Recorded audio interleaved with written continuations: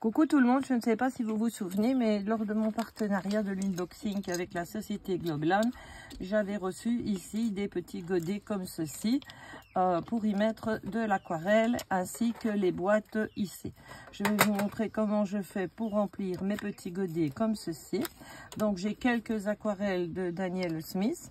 Celle-là et celle-là, je les ai déjà mises. Je vais mettre ça là, comme ça je n'aurai plus qu'à marquer les noms, parce que quand c'est sec, ça ne ressemble plus vraiment à la couleur qui est là. Enfin, si, c'est la couleur là, mais voilà, c'est plus foncé. Donc, il suffit de prendre de l'aquarelle comme ceci, de la mettre dans le godet, et puis vous laissez sécher pendant 2-3 jours. Pendant que je vais remplir mes petits pots, je vais vous donner des nouvelles sur le truc de mon cancer. Donc quand j'avais fait l'unboxing là, j'ai dû refaire une fibroscopie parce que la première elle n'était pas contributive comme ils disent, donc il a fallu en refaire une deuxième qui n'a pas donné plus de résultats que la première. Donc de là ils ont voulu que je fasse une IRM du cerveau pour voir s'il y avait des métastases. Il n'y en a pas, tant mieux, ouf pour moi. Ensuite, ils m'ont fait faire donc le 9, ici, le 9 juillet, ils m'ont fait faire un PET scan. Là, on voit qu'il y a la masse tumorale qui est là et un ganglion qui est enflammé.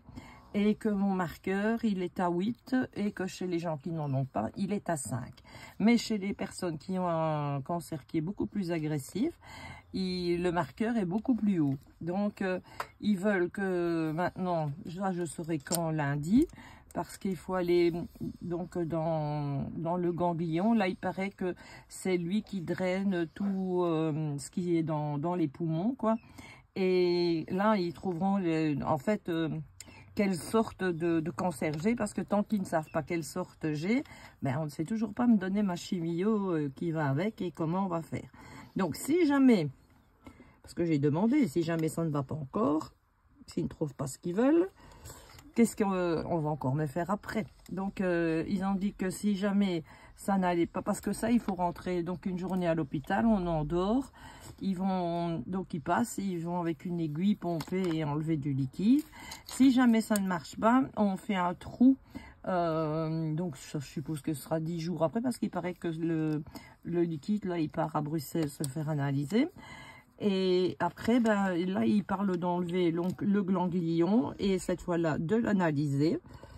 Et après, je ne sais pas. Voilà, vous en savez autant que moi. En tout cas, je peux vous dire que c'est stressant. Je ne savais pas que c'était aussi dur de lutter pour pouvoir continuer à vivre. C'est quelque chose il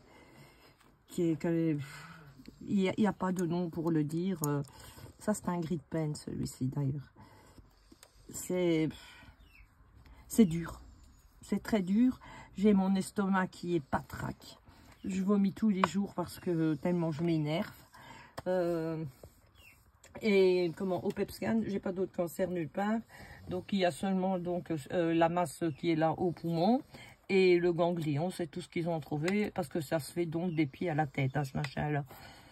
Donc voilà, je vous fais de gros bisous, je vous embrasse bien fort et je vous remercie donc pour tous les messages que vous m'avez envoyés, parce que c'est super réconfortant, c'est quelque chose qui fait plaisir à lire. Maintenant, je n'ai pas su répondre parce que je suis beaucoup fatiguée, j'ai mal au dos, puis j'ai pas la tête à ça pour l'instant, mais je vous ai toutes lues, je vous en remercie 1000 fois et franchement, même que nous ne sommes qu'amis virtuellement, c'est important, voilà, que votre amitié que vous avez témoigné à mon égard.